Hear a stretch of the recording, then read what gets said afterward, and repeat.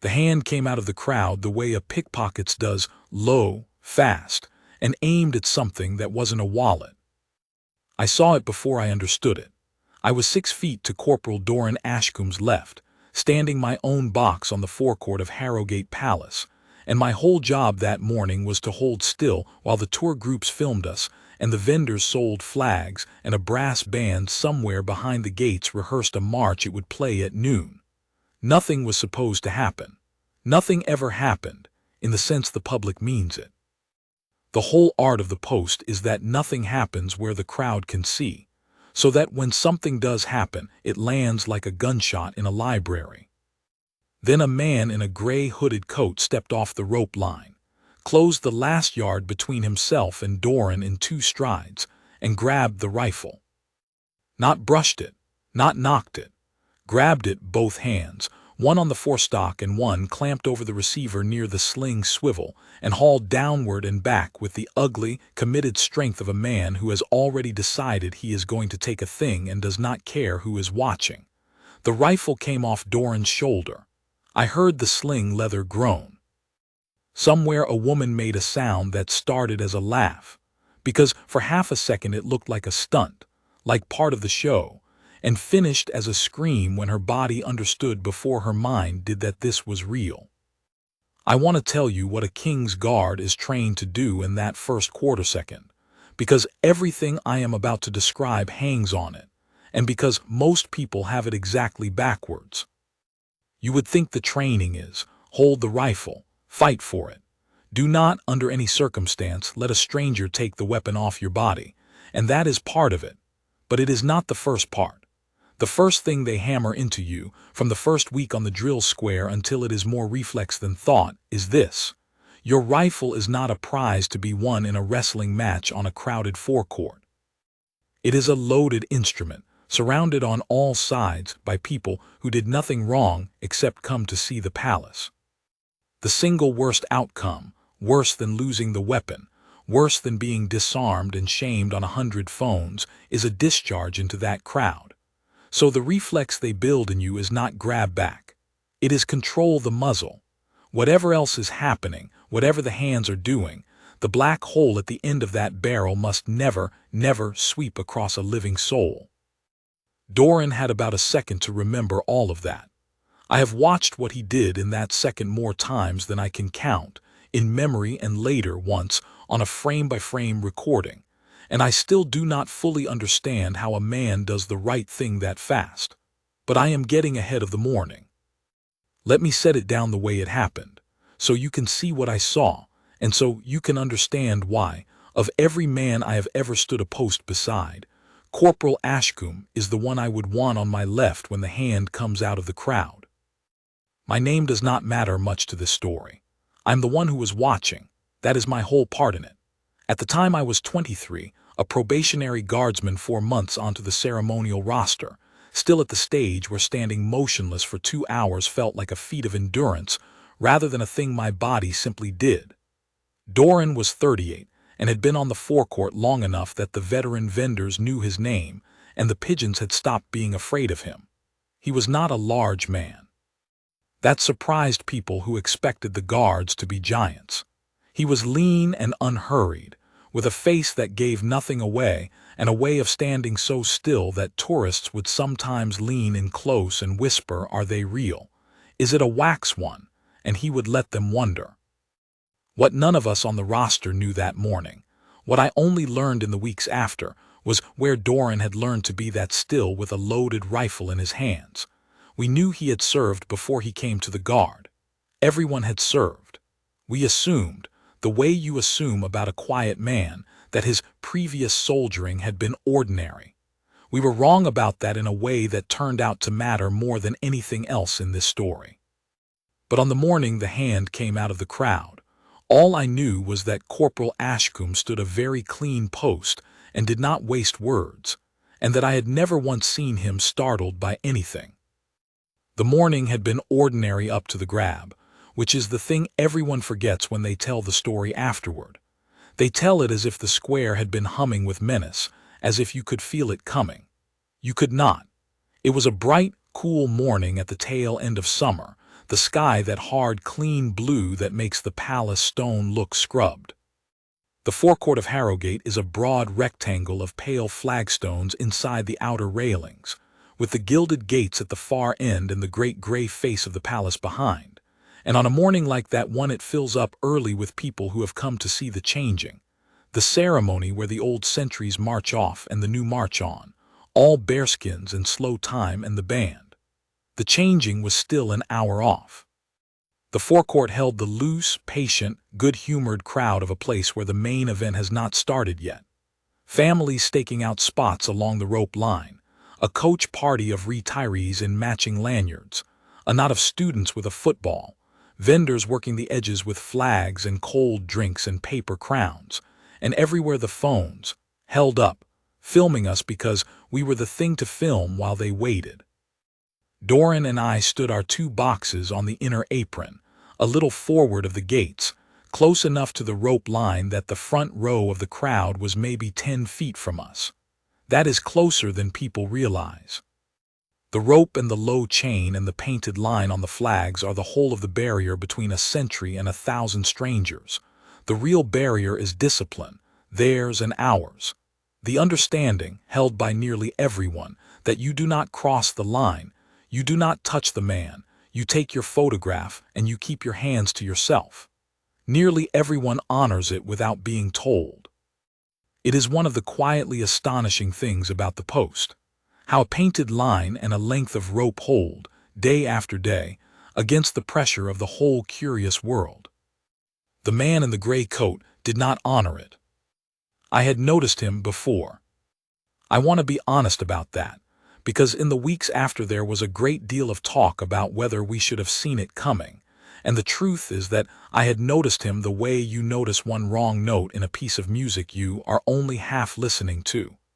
He was alone, which most people at the changing are not.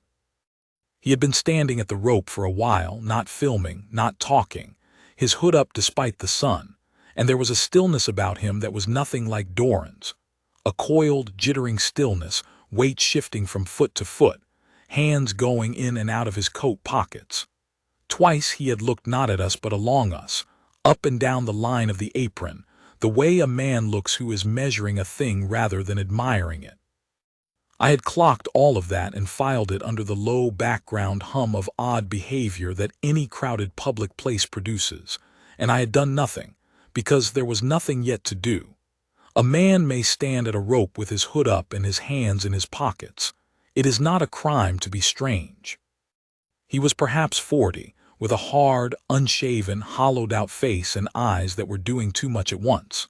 Later there would be a name, and a history, a string of petty offenses, a recent trouble that had turned his life sharply downward, a grievance against the world that had curdled into something he had decided to act out in the most public place he could find. At the time he was just the wrong note, getting louder. In the last minute before he moved, he pushed forward against the rope until the family beside him edged away, and he fixed his eyes on Doran's rifle, and I remember the small, cold drop in my stomach as I understood, a beat too late to matter, that he was not looking at the rifle the way tourists look at it. He was looking at it the way a thief looks at an unlocked car. Then he came over the rope. He did it fast and low, ducking under rather than climbing, so that he was inside the line and across the flags before the guardsmen further down the apron had even turned their heads. 2 strides, his hands came up, and he grabbed the rifle off Corporal Ashcombe's shoulder and hauled. Here is what a rifle on ceremonial post actually is, because it matters for everything that follows and the public mostly does not know. It is a real weapon, not a prop, not a hollow drill piece, a functioning service rifle, carried loaded on certain posts under strict protocol, precisely because the ceremonial guard is not only ceremonial. The men in the bearskins are soldiers, and the post is a real post protecting a real principle. The whole grave beauty of the thing rests on that fact. The stillness means something because the rifle is real, and it means that when a stranger's hands close over that weapon on a crowded forecourt, you are no longer in a story about a stunt or a scuffle. You are one bad half-second away from a discharge into a family of tourists. Doran knew that in his bones. I knew it in my head. The difference between those two kinds of knowing is the whole of this story. The instant the man hauled, Doran did not haul back. That is the thing I keep returning to. Every instinct in a body, mine, certainly, watching, screams, pull, wrestle, do not let go, and if Doran had obeyed that instinct, the two of them would have gone into a tug-of-war over a loaded rifle in the middle of 1,000 people, and the muzzle would have swung wherever the struggle swung it, across the crowd, across the children on shoulders, across me. Instead, in the first fraction of the grab, Doran's hands moved not to keep the rifle, but to keep the muzzle. His left hand drove down and forward onto the forestock, pinning the barrel toward the flagstones. His right stayed locked at the small of the stock. He gave ground with his upper body, let the man pull him half off his box, let himself be dragged a step, surrendered his balance and his dignity and the clean line of his post, and used all of it, the whole yielding, to keep that black muzzle pointed down and away, down at the pale stone between them, where the worst a bullet could do was chip a flagstone and ring off into nothing. I have since been told the name for what he did. It is a specific, drilled response, muzzle control under a disarm attempt, and it is not natural and it is not easy, and under that kind of sudden violence most trained men lose it and grab. Doran did not grab. In the ugliest, most chaotic second of that morning, while a stranger tried to tear a loaded weapon off his body, the one thing Corporal Ashcombe would not do was let the barrel come up. The man felt the resistance and it enraged him. He was strong, desperation is strong, and he wrenched sideways, trying to lever the rifle up and out, and for a moment the two of them turned together in a horrible slow circle on the apron. Doran bent low over the weapon, the man snarling something I could not hear over the crowd's rising noise, and the muzzle straining to come up out of Doran's control. I was moving by then. So was the guardsman past Doran, and so was the sergeant of the guard from his position near the gate, all of us converging, but we were seconds away, and seconds are very long. The crowd had understood now. The half-laugh was gone. There was screaming, the ugly, untuned sound of a lot of people all frightened at once, and a surge as the front rows tried to get back and away, and somewhere a child was crying. And through all of it the one fixed point was Doran, bent almost double, both hands white on the weapon, forcing the muzzle down. Then the man changed his grip to get more leverage. And that was his mistake, because to change his grip he had to let go with one hand for an instant, and in that instant Doran moved. He did not stand and fight, he dropped. He let his knees go and dropped his whole weight straight down over the rifle, taking it out of the man's remaining grip by the simple, brutal physics of a falling body, and rolled the muzzle further down and out toward the empty apron as he went, so that as they both came apart the barrel was pointing at nothing but flagstone and the base of the outer railing where no one stood. The man staggered forward, off balance, his hands suddenly empty and grabbing at air.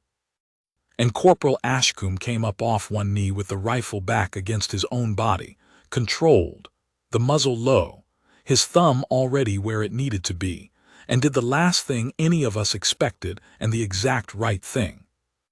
He fired one round into the ground. The sound of it in that stone square was enormous.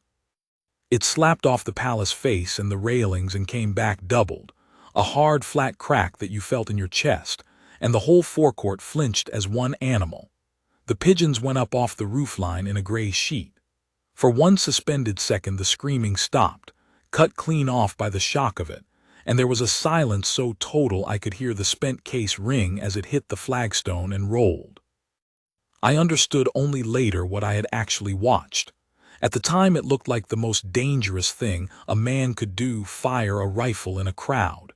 It was, in fact, the opposite. It was the single most controlled act I have ever seen a human being perform.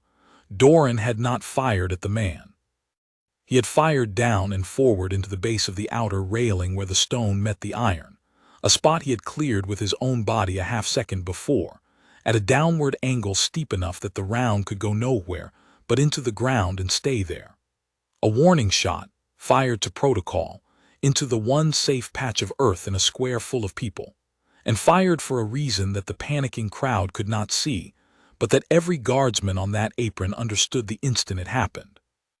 Because the crack of that shot did in 1 second what our converging bodies could not have done in 5. It froze the man in the gray coat where he stood. It froze the crowd. It announced, to every soul in that forecourt, and to the 2 armed response officers I had not even known were moving up along the inner railing, that a weapon had been discharged, and that the situation was now, formally and unmistakably, a firearms incident, which meant that everything downstream of that shot happened by protocol, fast and certain, instead of by the chaos of a scrum. The man froze for exactly as long as it took Doran to say 4 words. On the ground now. I had never heard Doran raise his voice. He did not raise it now exactly. He pitched it, a flat, carrying, absolutely level command that reached the man and reached me and reached the back of the crowd all at once, with not one thread of panic in it. And the man, who a second before had been a snarling knot of desperate strength, folded. He went down onto the flagstones with his hands going out in front of him, not because Doran had touched him. Doran never touched him, but because the whole architecture of the moment had just collapsed on top of him. The shot, the command, the 2 armed officers now visible at the edges, the sudden total certainty in the air that this was over and he had lost. He went down and stayed down, and Corporal Ashcombe stood over him with the rifle low and controlled and his breathing, I swear to you, no faster than it had been an hour before, and held the whole square in the palm of his stillness until the response officers reached them. That is the shot that echoed across the square. That is the 30 seconds the whole thing took, from the hand coming out of the crowd to the man face down on the flags. I have told it to you fast because it happened fast, but the story does not end at the man on the ground, and in some ways it does not even begin there. Because in the days that followed I learned who Corporal Doran Ashcombe was before he came to stand a silent post on the forecourt of Harrogate, and once I knew that, I understood that what looked like a miracle of instinct that morning was nothing of the kind. It was the most practiced thing in the world, performed by the one man in the whole guard best fitted to perform it, standing by chance, or by something better than chance exactly where he was most needed. Let me tell you the rest. The first thing that happened after the response officers cuffed the man and walked him off the forecourt was that nothing happened, for about 90 seconds, which is a very long time when 1,000 people are staring at you. Protocol again. The moment a weapon is discharged on a royal post, the post does not simply resume. The apron was frozen. The sergeant of the guard had the whole ceremonial detail hold fast, no marching, no dressing of the line, everyone stock still where they stood, while the incident was contained, the principal areas of the palace confirmed secure, and the count made. The count. That is the word for it, and I will never forget the sergeant saying it, low and hard, as he came up on Doran's shoulder. Give me your count, Corporal. It is the thing they need to know before anything else can happen. How many rounds fired, where each one went, and the question under the question, is anyone hurt? 1 round, Doran said. His voice was perfectly steady. Fired into the base of the outer railing, west aspect, downward into the ground. Muzzle was controlled throughout. No round left the apron. No casualties. He said it the way another man might read out a shopping list, and it was that flatness, not coldness, but a total, drilled clarity under pressure, that made the sergeant look at him for a second longer than the moment strictly needed. I saw it. The sergeant of the guard was a hard old professional named Bainon who had stood every kind of post in 30 years and was not easily impressed by anyone. And he looked at Corporal Ashcombe in the ringing aftermath of a discharge on his own forecourt with something I could only call recognition, as if he had just heard in the shape of those 2 sentences an accent he had not expected to hear on a ceremonial apron. He nodded once and moved on to secure the scene. But he had heard it. I did not know yet what he had heard. The forecourt cleared slowly and badly, the way frightened crowds do. The response officers and the palace stewards worked the edges, moving people out through the gates in a broad, reluctant tide, and half of that tide kept stopping to film, to point, to tell each other what they had seen, which was already, by the time they reached the pavement outside, a dozen different and increasingly wrong versions of what had actually happened.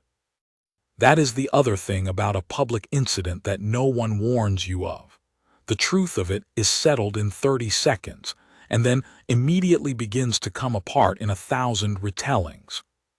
By that afternoon there were clips of the grab and the shot on every screen in the realm, and the captions ran the whole range from a hero and a coward, from the guard nearly shot a man to the guard should have shot him, and not one of them, not a single one, understood what they were looking at. They saw a rifle grabbed and a shot fired. They did not see the muzzle held down. That was the whole story, and it was the one part the cameras could not read. We were stood down off the apron within the half hour, Doran and I and the rest of the disrupted detail, and replaced by a fresh guard that marched on in a silence you could have cut with a bayonet. There was no changing ceremony at noon that day. There were procedures instead. I spent the next several hours in a plain room being asked, gently and thoroughly, to describe exactly what I had seen, by a succession of calm people who wrote everything down. I told them the truth, which was that Corporal Ashcombe had kept the muzzle down through the entire disarm attempt, and had put a single controlled round into the ground, and had never once, at any point, pointed the weapon at the man or at the crowd. I remember the woman taking my statement looking up when I said that. "You're certain the muzzle never came up," she said, "in the struggle?" "I'm certain," I said. "I was watching the muzzle. I couldn't have told you the man's face if you'd paid me. I was watching the muzzle the whole time because—" and I stopped, because I had been about to say something I had not consciously known until I said it. "Because," she said. "Because Corporal Ashcombe was watching the muzzle," I said. "You could see it. Everything he did was about that barrel the whole time. It was like the man wasn't even the point to him. The barrel was the point. He wasn't fighting the man for the rifle. He was managing the rifle, and the man just happened to be attached to it." She wrote that down, all of it, and I saw her underline something, and I did not understand for a while longer why that was the sentence that mattered. They kept Doran much longer than they kept me. That is proper.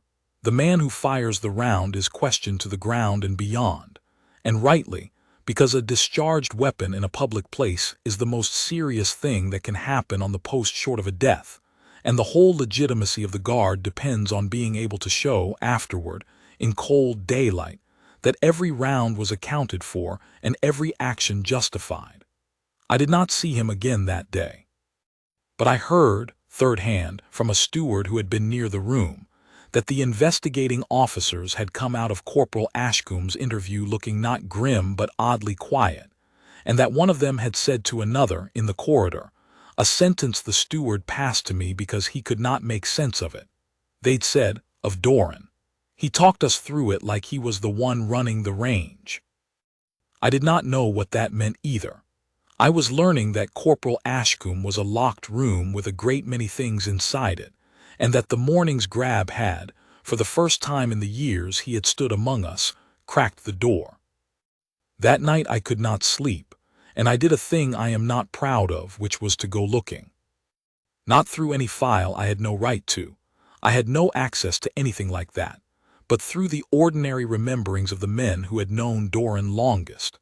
The next morning I found old Bainon in the anteroom off the guardhouse, cleaning kit that did not need cleaning, which is what old soldiers do with their hands when their minds are somewhere else, and I asked him the question straight, because I had learned in 4 months that with Bainon there was no other way in. "Sergeant," I said, "who is Corporal Ashcombe? Before the guard, who was he?" Bainon did not look up from the kit for a while. Then he said, "You saw yesterday." "I saw a man do something I don't think one guard in 100 could have done," I said. "Keep the muzzle down through all that." put a warning round exactly where it could do no harm in a full square in about a second. That's not luck. That's not even good training. That's a man who has cleared more disarm attempts than you've had hot dinners, Bainon said. In the dark, on bad ground, against men a great deal more dangerous than yesterday's poor devil, and has stood at the end of a firing line teaching 400 others how to do it. He set down the cloth. You want to know who Corporal Ashcombe was? He'll not tell you, so I will some of it, because you were on that apron and you've earned the shape of it, if not the details. The details aren't mine to give, and half of them aren't anyone's to give. That's the point of them. And he told me in the flat, plain way that hard old men tell things they think matter, the shape of who Doran Ashcombe had been. Before he ever put on a bearskin, Doran had spent the better part of 15 years as a weapons and close protection specialist. First in a line unit, then, when it became clear what kind of steadiness lived in his hands and his head, in the small quiet corner of the service that trains other soldiers to do the most dangerous things safely. He had run ranges. He had been, for the last long stretch of it, a senior firearms discipline instructor. The man who stands behind the men with loaded weapons and teaches them how not to kill each other or themselves or anyone else by accident, how to control a muzzle when everything goes wrong, how to clear a disarm, how to make the one shot that ends a thing instead of the panicked burst that starts a worse one. He had trained close protection details for principals whose names Bainon would not say and probably did not fully know. He had somewhere in there done things under conditions the public never hears about, in service of the safety of people who never learned his name, and the through line of all of it, the single skill on which the whole of it rested, was the one thing the crowd had watched him do yesterday and entirely failed to understand: the absolute, unbreakable control of a loaded weapon in chaos. He could have been anything he wanted after, Bainon said. Men like that, they get the offers, private work, foreign contracts, money you and I don't dream about to keep dreadful people safe in dreadful places. He turned it down, wanted a quiet post. Wanted to stand still on a piece of stone and be no one for a while, after being someone very particular for a very long time. Bainon picked up the cloth again. So he came here, and he stood the cleanest post on the forecourt for 4 years and never said a word about any of it. And I've watched him let 1,000 fools call him a wax dummy and a toy soldier and never so much as blink. Because being underestimated was the whole point. He'd earned the right to be underestimated. He'd have gone on being underestimated till the day he retired, if that poor mad devil hadn't grabbed his rifle. I asked Bainon one more thing before I let him get back to his kit, because it had been circling in me since the morning of the grab. I asked him whether Doran was frightened in there behind the stillness, whether the fear was simply hidden, or whether it truly was not there at all. Bainon thought about that longer than I expected. It's not that he doesn't feel it, he said at last. It's that he doesn't need it. Fear's a signal, lad. It's the body shouting do something when the mind hasn't a plan. A man who's drilled a thing 10,000 times doesn't get the shout, because the plan's already running before the fear can arrive. You saw a man without fear yesterday. What you actually saw was a man who'd done the frightening thing so many times, in so many worse places, that it had stopped being the frightening thing and become just the next thing. That's not courage the way the papers mean it.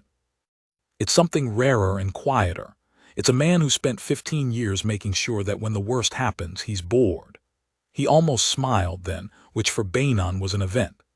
Ashcombe was bored yesterday. That's the whole secret of him. In the worst 30 seconds of your life, the man beside you was mildly, professionally bored, and that is exactly why you and 1,000 strangers are alive to argue about it. I sat with that for a long while. It rearranged the whole of the previous morning in my head. What I had watched as an astonishing improvisation, a man doing the perfect thing by some gift of nerve, was not improvisation at all.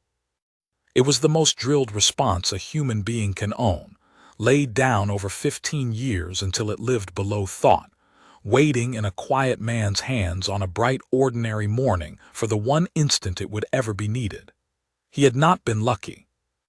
He had not even been brave, exactly, in the way the word usually means. Brave suggests overcoming fear, and I do not think Doran had felt fear, because fear is what you feel when you do not know what to do, and Doran had known precisely what to do from the first quarter-second. He had simply been, when the hand came out of the crowd, the exact man the moment required, standing exactly where it required him. And no one had known it, because he had spent 4 years making very sure no one knew it. But knowing who he was did not settle the story.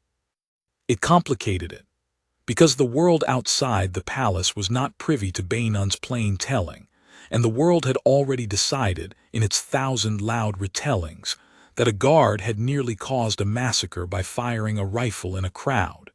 And there were people, some of them powerful, who had reasons of their own to let the world go on believing exactly that. The trouble came from a direction I would not have guessed, and it came fast. By the second day, the clips had done their work, and the loudest version of the story, the guard fired into a crowd, had reached a man named Halbrook, who sat on the palace's civil oversight board, and had built a small career on the idea that the ceremonial guard was a dangerous anachronism, men with real weapons and pageant costumes standing among tourists, an accident forever waiting to happen. Halbrook had wanted the guns off the ceremonial posts for years. He had never had an incident to hang it on. Now, he believed, he did, and he moved on it with the speed of a man who has been waiting a long time for exactly this. I learned about Halbrook because his push landed within a day on the desks of men well above my station, and word of it came down through the ranks the way weather comes down a valley. There was to be a board of inquiry. That part was proper and expected. Any discharge gets a board, but Halbrook was not content with a board. He wanted Corporal Ashcombe suspended pending the inquiry, publicly, as a gesture of the board's seriousness about the danger. He wanted the ceremonial details ammunition pulled while the review ran, and he wanted, at the end of it, a finding that a guard had endangered the public by discharging a weapon in a crowded square, and that the whole practice of arming the ceremonial posts must end. He had the clips. He had the crowd's fear.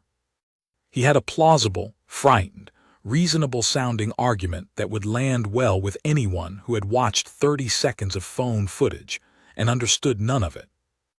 What he did not have, what he was betting no one would produce, was the one fact that turned his whole case inside out, that the shot he called reckless was the single most disciplined act on that forecourt, and that the man who fired it had spent 15 years being the person the state trusted to teach everyone else how to do exactly that safely, under exactly those conditions. That fact existed, but it lived behind a wall of things that were not mine, or Bainun's, or even the guards, to simply hand to a public board, a career built in the quiet corners of the service, records and clearances, and the names of principals kept safe. You do not throw that open to satisfy a man like Halbrook, and Doran, characteristically, would not lift a finger to defend himself with it.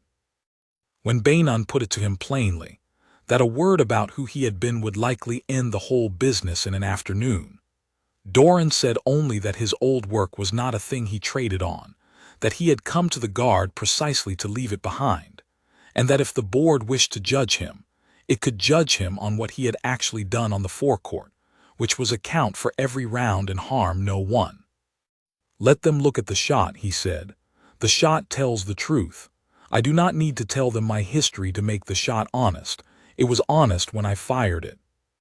It was the most words I had ever heard him string together, and every one of them was going to get him hung out to dry, because the shot did tell the truth, but only to someone who knew how to read it, and Halbrook was counting on no such person being in the room. The suspension came through the next morning. It was dressed in careful language. Corporal Ashcombe was to be relieved of ceremonial duties pending the board's findings. No admission of fault implied, a routine precaution, but everyone in the guardhouse knew what it was. Halbrook had wanted a public gesture and he had got one. There were more clips now, of the palace itself apparently confirming that the guard had done something wrong, and the loudest voices got louder. I watched Doran clear his kit that morning with the same economy he did everything, folding each thing away without a wasted motion, and I could not read one flicker of what it cost him. Only once, as he set his bearskin in its case and closed the lid, did he pause, one hand flat on the leather, and I thought, I may have imagined it, that he was saying goodbye to something. Then he straightened and carried the case out, and the anteroom felt smaller after he'd gone. I want to tell you I did something noble at that point. I did not at first. I was a 4-month probationer with no standing and no idea what I could possibly do, and the machinery grinding toward Doran was made of oversight boards and clips and powerful men, and I felt about as useful against it as a pebble against a river. For a day or two I did nothing but stew. It was Bainon again who set me right, in the way that hard old men do, not with comfort but with a task. "You keep telling me you were watching the muzzle," he said. "That you couldn't tell them the man's face because you had your eyes on the barrel the whole time." "I did," I said. "Then you're the one witness on that whole forecourt who watched the right thing," Bainon said. "Every phone was on the man's face in the fright. You watched the barrel. You saw what the cameras can't show, that the muzzle never came up, that every move he made was to keep it down, that the round went into the ground because he put it there. Halbrook's whole case is that no one can prove the shot was controlled. You can. You watched it be controlled." He fixed me with a look I still feel. "So the question isn't whether you can do anything, lad. The question is whether you've got the spine to stand up in front of that board and say what you saw, plain, when powerful men would much rather you didn't." That reframed everything. I had thought of myself as a bystander to Doran's story. Bainon was telling me I was a witness to it, that I had been given by the accident of where I stood and what I chose to watch, the one piece of testimony that could turn Halbrook's inside-out reading right-side out. It was not nothing. It might not be enough. But it was not nothing, and I resolved in that anteroom that whatever the board did to Corporal Ashcombe, it would not do it because I had stayed quiet. The board convened 11 days after the incident, in a high-paneled room in the administrative wing that I had never had cause to enter. I was called as a witness. So were half a dozen others, response officers, stewards, 2 of the guardsmen from further down the apron, and in a development I did not expect, a specialist. Because a board of inquiry into a discharge does not run on eyewitness impressions alone. It runs on evidence, and the central piece of evidence in this case was the round itself, and where it had gone, and what that could tell a trained examiner about the angle and the intent of the man who fired it. That is the thing Halbrook had not reckoned with, and it is worth understanding because it is the quiet turning point of the whole business. Halbrook's case lived in the phone footage, the fright, the noise, the visible fact of a rifle fired in a crowd. But the palace's own investigators had not spent 11 days watching phone footage. They had spent 11 days on the forecourt and on the round. They had recovered the spent case from where it fell on the apron. They had located the point of impact, the base of the outer railing, west aspect, exactly where Doran had told the sergeant it would be in the first 90 seconds, and they had examined the mark the round had left in the stone and the ground. And from that mark, a firearms examiner could read, as plainly as you or I read a printed page, the angle at which the weapon had been held when it fired. The examiner's name was Meredith Cole, and she was the person Halbrook should have been most afraid of, though I do not think he understood that until she opened her mouth. She was a small, precise, gray-haired woman who had spent 30 years reading exactly this kind of evidence for exactly this kind of proceeding, and she came to the board with photographs and measurements, and a manner that made it very clear she had no patience whatever for anyone's opinion, including her own, that was not backed by a number. When she was called, she laid out her findings with the same flat clarity Doran had used giving his count, and I understood, listening to her, why Bainon had looked at Doran the way he did in the aftermath. because Cole and Doran spoke the same language, the plain, measured language of people who work with dangerous things, and have learned that the only safety is in absolute precision, and it was a language Halbrook did not speak and had badly underestimated. But the board did not go smoothly to that reckoning. Halbrook had done his own work in the 11 days, and he opened the proceedings with a case built to move a room before any examiner could cool it down. He played the footage. He played it more than once. He let the sound of the shot and the screaming fill that paneled room, and he watched the faces of the board members flinch at it the way the whole forecourt had flinched. And then he stood up in the ringing quiet afterward and asked the only question that footage could ever answer. Is that the act of a man in control or the act of a man who lost control? He did not need to argue further. The footage argued for him. It showed a rifle grabbed, a man snarling, a struggle, a shot, a crowd in terror. To a room that did not know how to read the muzzle, it was damning, and I watched two of the board members' faces close against Doran as it played, and I felt the case tilting, and I understood with a sick certainty that the truth was not going to be enough on its own, that the truth was going to have to be dragged, plainly and stubbornly, into a room that had already half decided against it. I was called before Cole was.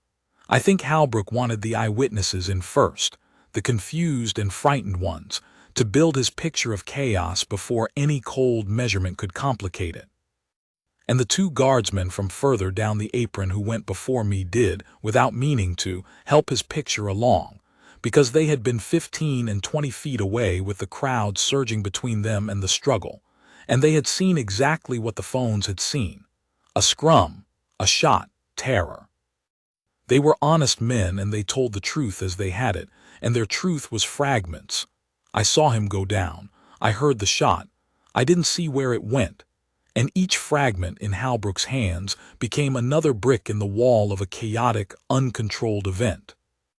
Then it was my turn, and I discovered that a paneled room full of grave, important people is a very different thing to a forecourt full of tourists, and that I was more frightened of it than I had been of the grab. My hands were not steady, but Bainon's words were in my head. You're the one witness who watched the right thing, and I had decided, and so I told them. I told them where I had been standing. I told them that I had noticed the man in the gray coat before he moved, and that I had done nothing, and I did not spare myself that, because a witness who spares himself is worth nothing. And then I told them the thing I had been given to tell, the thing no camera had caught, that from the first instant the man's hands closed on the rifle, Corporal Ashcombe had not fought for possession of the weapon, he had fought for the direction of the muzzle. That every single thing he did in that 30 seconds, every yield and drop and turn that the footage read as losing control, had in fact been in service of one unwavering purpose, keeping the barrel pointed down and away from every living person in that square. That I knew this because I had watched the muzzle and nothing else, the whole time, and the muzzle never once came up. And that the shot the footage made look like panic, had gone into the ground, into a patch Doran had cleared with his own body a half-second before, because he had put it there, deliberately, at a downward angle that could send the round nowhere but into the earth. "You're a 4-month probationer," Halbrook said, when it was his turn, and his voice was gentle and terrible. "By your own account, frightened in a chaotic moment, watching a struggle from 6 feet away. And you want this board to believe that you, untrained, inexperienced, terrified, were able to perceive and track the precise angle of a rifle muzzle through a 30-second violent struggle, well enough to testify to it under oath. Is that your evidence?" It was a good attack. It was designed to make me doubt myself in front of the room, and for a moment it worked.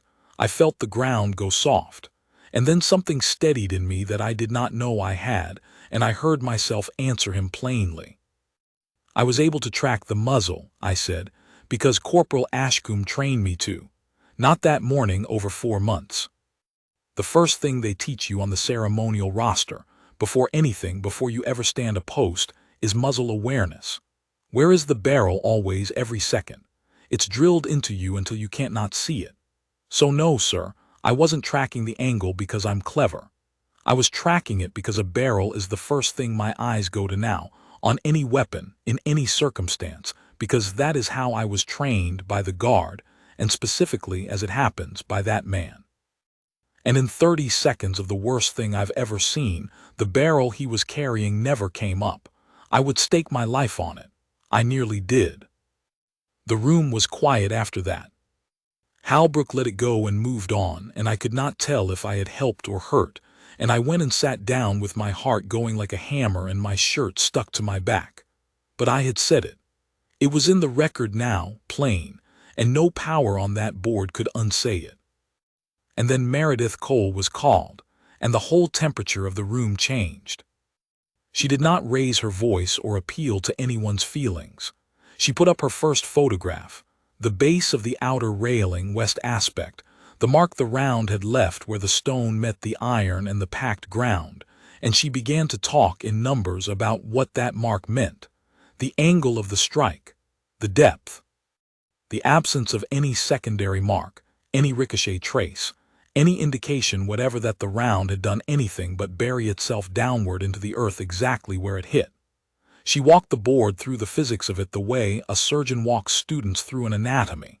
This is what a controlled downward discharge into the ground looks like, and this is what a wild or panicked shot looks like, and they do not look alike.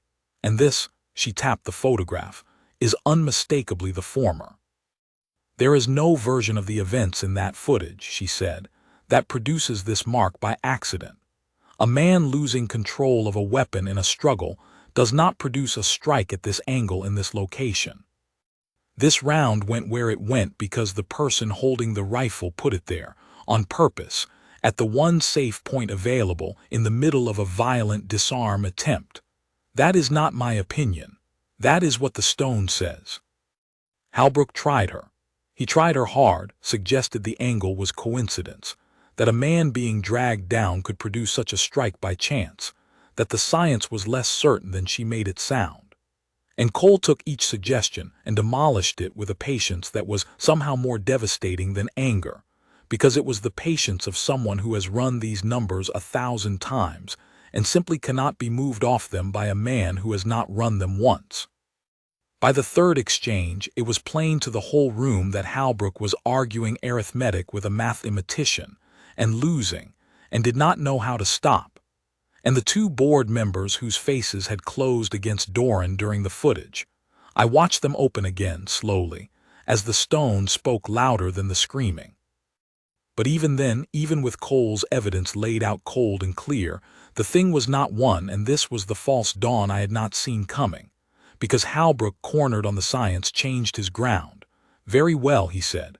Perhaps the shot was controlled. Grant it.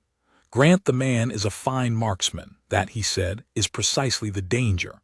That is the whole problem I have been trying to make this board see. You are telling me this guard is so skilled, so practiced, that he can put a controlled round into the ground in the middle of a struggle in a crowded square, and I ask you, why is a man of that skill, carrying a real loaded weapon, standing among tourists at all? What kind of institution places that much lethal capability 10 feet from a family with a pushchair and calls it pageantry? You have not disproved my case. You have proved it. The competence is the danger. And he sat down, and I felt the room tilt again, because it was a clever, poisonous inversion, and it turned Doran's very excellence into the argument for taking the weapons and the men off the posts for good. It was into that silence, the tilted, dangerous silence after Halbrook's inversion, that the door at the back of the paneled room opened, and Princess Adela came in. I should explain what that meant, because the reaction of the room told me most of it before I understood the rest. Princess Adela was the king's sister, and among the many duties that fell to her was the patronage and oversight of the household's ceremonial establishment. The guard was, in a real and old sense, hers to answer for. That she had come in person to a board of inquiry, unannounced, was so far outside the ordinary run of things that the whole room came to its feet in a scramble, Halbrook among them, and the chairman of the board began some flustered courtesy that she waved down with one hand as she took a seat at the side, not the head, of the room. "Continue," she said. "I've been following the board's progress. I'll not disturb it. But when you have heard your witnesses, I would ask the board's leave to say a few words as the person to whom these men ultimately answer. Chairman." The chairman gave his leave as though he had any choice, and the board sat, and Adela sat, still and attentive, and I watched Halbrook recalculate. Because a princess in the room changed his sums. He had been playing to a board of officials susceptible to the fear of an accident and the fashion of the moment. Now the person who owned the consequence of their finding was watching, and Halbrook was too able a player not to feel the ground move. He tried once to fold her presence into his case, spoke to the board, but at her, about the grave responsibility of protecting the public, about how history would judge those who saw a danger and did nothing. It was well done. It nearly worked. Then the board's questioning wound down, and the chairman turned to Princess Adela, and she rose, and the room I had watched tilt back and forth for 3 hours went finally, completely still. "I have listened to all of it," she said. "The footage, the witnesses. Mr. Halbrook's argument, which he has made with real skill, and I will grant him, real sincerity, he believes what he says. And the evidence of the stone, which does not believe anything, and is therefore the only witness in this room that cannot be argued with." She let that sit. "I want to answer Mr. Halbrook's last point, because it is his best one, and because if it stands unanswered this board may do a foolish thing for what feels like a wise reason. He says the competence is the danger. He says a man skilled enough to place a controlled round into the ground in the middle of a crowd is precisely the man who should not be standing among crowds with a loaded weapon. It has a shape of sense to it. And it is exactly, precisely, dangerously wrong." She turned so that she spoke to the whole room, but I felt, absurdly, as though she were speaking only the truth I had been carrying for 11 days and had not found the words for. "Consider what actually happened on the forecourt," she said. "A man came over the rope and seized a loaded weapon in the middle of 1,000 people. That was the danger.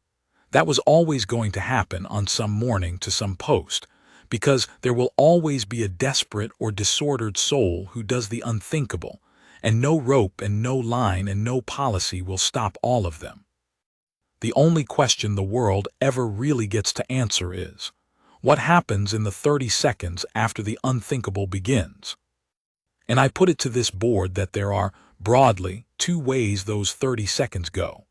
In the first, the man on the post is exactly as skilled as Mr. Halbrook fears, and the disarm is cleared, the muzzle is controlled, a single round goes into the ground, and 1,000 people go home to their suppers frightened but unharmed.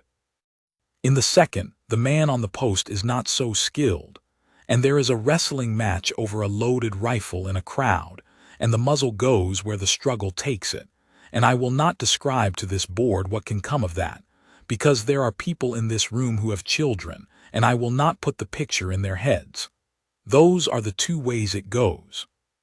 And Mr. Halbrook has stood here and argued with a straight face that we should prefer the second. Halbrook came half out of his chair to protest that he had said no such thing, and Adela let him, and then went on over him, not unkindly, but with the weight of the whole institution behind her voice. "You have said exactly that, Mr. Halbrook, whether you meant to or not, because the skill you call the danger is the only thing that stands between the unthinkable and the unbearable. You cannot have crowds and a real threat and no skilled hand between them and call that safety. You can only choose which hand. And this household chooses the steadiest hand it can find, trains it for years, drills it until control lives below thought, and then asks it to stand very still on a piece of stone and hope to God it is never needed. And on one bright morning it was needed, and it did not fail. That is not the story of an accident waiting to happen. That is the story of an accident that was prevented by exactly the competence you would strip away." She looked then, for the first time, directly at the place where Doran sat. "The board asked why a man of such skill stands among tourists. I will tell you why. Because that is precisely where such a man is needed, and precisely where his skill is invisible until the one moment it saves lives. You do not see the fire brigade until the fire. You did not see what Corporal Ashcombe was until a man grabbed his rifle. And then you saw it, for 30 seconds, and it held. I have thought since about what it must have cost Doran to sit through all of that in silence, to hear himself defended in a room publicly, on the strength of a competence he had spent 4 years hiding, the thing he had come to the guard specifically to lay down. He did not move through any of it. He sat in the plain undress of a suspended guardsman with his hands still on his knees and his face giving away nothing. And only I, perhaps, who had stood a post beside him, and learned to read the small country of his stillness, saw the one thing that crossed it near the end, not pride, and not vindication, but something closer to grief, the particular grief of a private man watching the wall he built come down for a good reason, knowing it will not go back up. Knowing that after today the palace will look at him and see what he was, and that the quiet he came here for is gone. Princess Adela was not finished, and what she did next was the part I did not expect and have never forgotten. I will say one more thing, and then I will leave the board to its proper work, which is not mine to do for it, she said.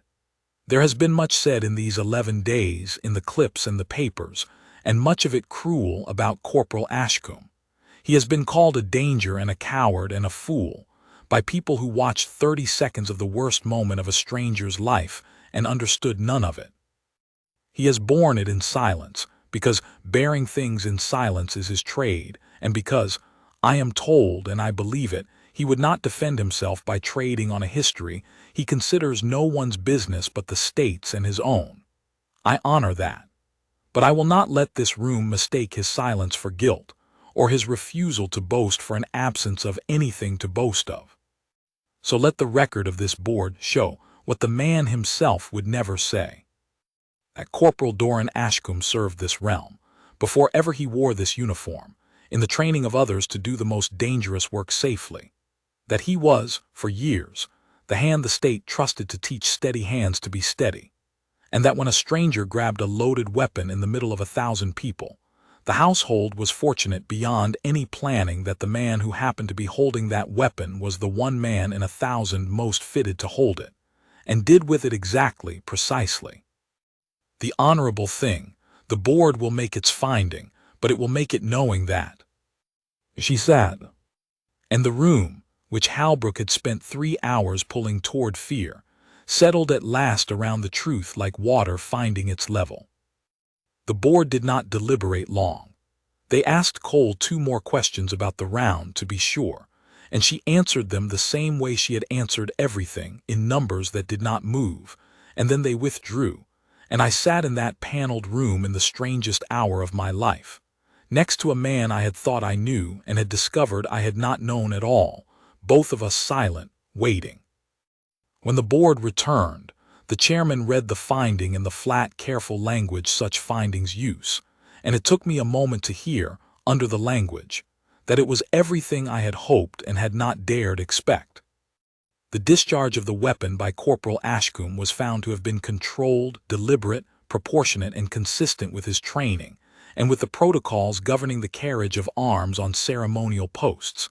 Every round was accounted for. No member of the public had been endangered by the guardsman's actions. The danger had been created solely by the man who seized the weapon, and had been resolved, rather than worsened, by the guardsman's response. There was no fault.